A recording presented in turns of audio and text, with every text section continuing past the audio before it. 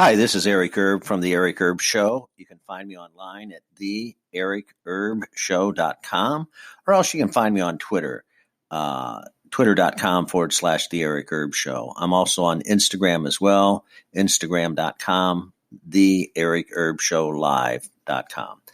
I want to talk to you today about finally Nancy Pelosi has sent over the articles of impeachment. It's almost been a month, just a little under a month. And she's finally sent the articles of impeachment over to Mitch McConnell in the Senate. And so the trial is going to begin Tuesday, January 21st in the morning. So this will be good. This plays into a lot, definitely advantage for President Trump.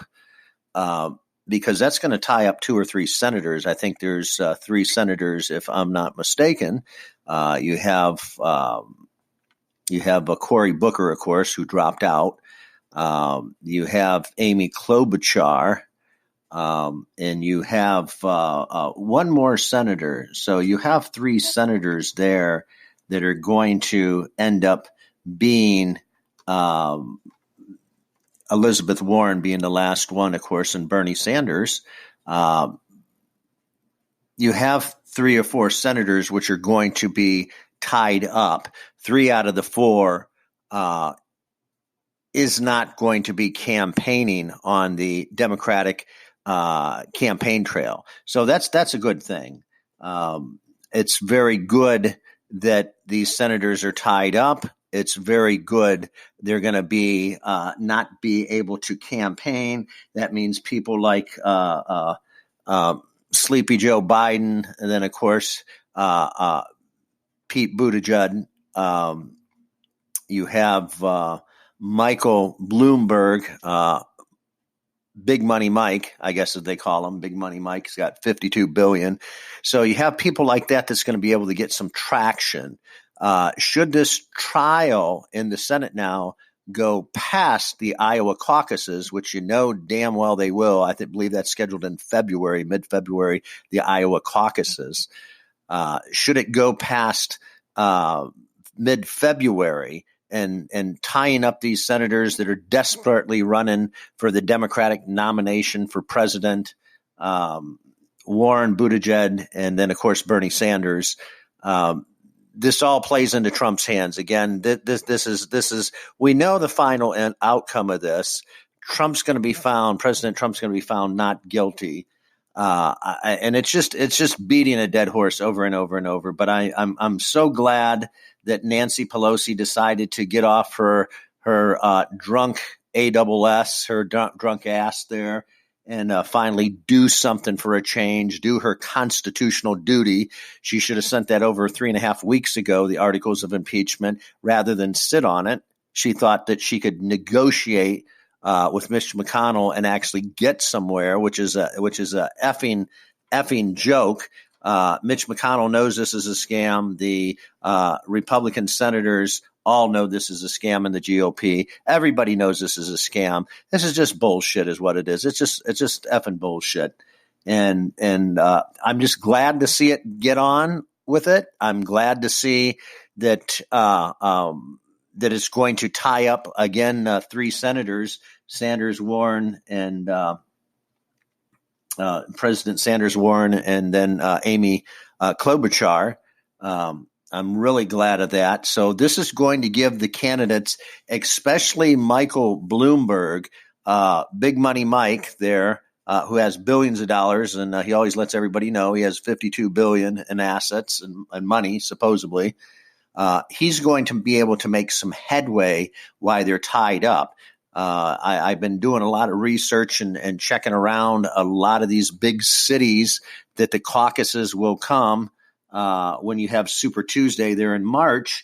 And most of these big cities, Big Money Mike Bloomberg is already running ads. He's running ads all over the place. He's just obliterating the advertising wherever you go. I'm down here in Central Florida, and I notice even we're getting Mike Bloomberg ads down here. Well, if you guys know anything about Florida, Florida is mostly a red state. Yeah, there's a few blue blue areas. There's one or two purple areas, but for the most part, Florida is a red state. We voted for President Trump. We're going to vote for President Trump again. We have a Republican-ran Congress down here, a Republican House and State Senate down here in the state of Florida. So, we're mostly a red state. Yeah, we have a few occasionally some hiccups down here.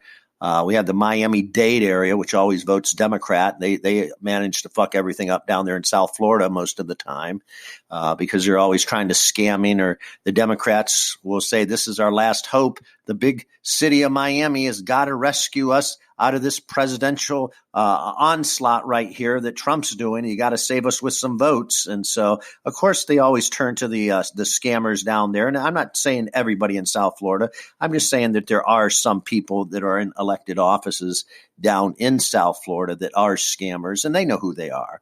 The governor, Ron DeSantis, God bless the man. He's gotten rid of one or two of the scammers already.